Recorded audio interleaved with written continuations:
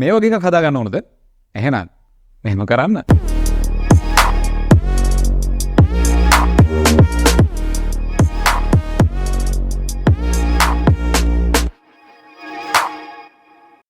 ඔයාලගේ ඉමේජ් එකක තියෙන විශේෂ ස්ථාන highlight කරලා zoom කරලා පෙන්වන්න උනොත් මෙන්න මේ ටිප් එක use කරන්න.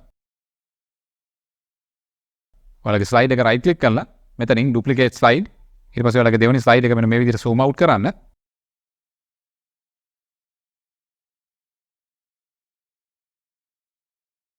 ඊට පස්සේ image එක ලොකු කරලා ඔයාලට zoom වෙන අවශ්‍ය තැන මෙන්න මේ විදිහට position කරන්න. ඔයා මේ image එක move කරනකොට ඔයාලගේ වම් පැත්තේ තියෙන second slide එකේ preview එකෙන් බලා ගන්න පුළුවන්. ඔයාලට zoom වෙන්න ඕන position එක position වෙනවද කියන එක.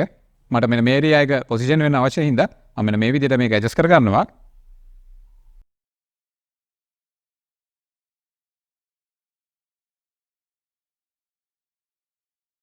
හරි. ඊට පස්සේ ඔයාලා කරන්න ඕනේ මෙන්න මේ දෙවෙනි slide එක right click කරලා duplicate slide දෙන්න. ඊට පස්සේ ඔයාලට දෙවනුවන් zoom වෙන්න අවශ්‍ය position එක මෙන්න මේ විදිහට adjust කර ගන්න.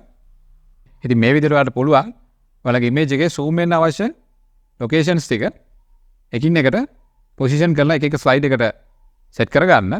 මම මෙන්න මේ විදිහට මට අවශ්‍ය positions ටික slide duplicate කරලා position කර ගන්නවා.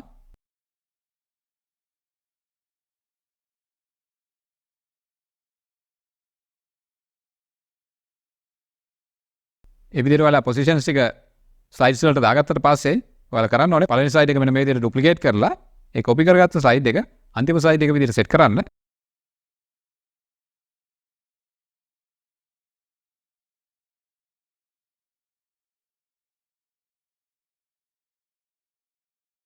ඊට පස්සේ අපි බලමු කොහොමද normally අපේ slide show එක play වෙන්නේ කියලා.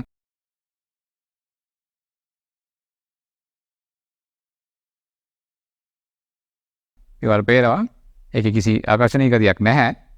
අපි දැන් ඊළඟට කරන්න ඕනේ අපේ morph transition එක add කරන එක. ඔයාලා කරන්න ඕනේ මේ දෙවෙනි slide එකේ ඉඳලා පළහැර තියෙන සියලුම slides ටික select කරන්න. ඒකට ඔයාලට shift key එක ඔබාගෙන click කරා නම් මේ slides ටික select කරගන්න පුළුවන්. හරි ඊට පස්සේ ඔයාලා කරන්න ඕනේ transitions morph කියන transition එක දෙන්න. හරි අපි බලමු කොහොමද අපේ slide show එක play වෙන්නේ කියලා.